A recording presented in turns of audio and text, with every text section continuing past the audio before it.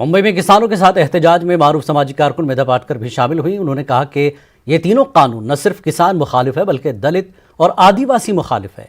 हमने गवर्नर से कई बार मुलाकात करने की कोशिश की पर मुमकिन नहीं हो सका।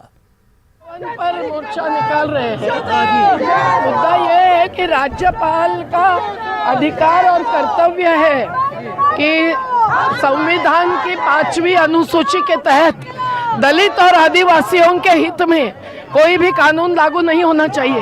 हमारा कहना है कि ये तीनों कानून दलित और आदिवासियों के हित में है और इसीलिए राज्यपाल ने ये तीनों कानून उन क्षेत्रों में लागू न करने का निर्णय अपने राज्य के लिए तो लेना संभव है और राज्यपाल को पूरे संविधान के अमल के प्रति जो जिम्मेदारी है वो निभाना भी ज़रूरी है।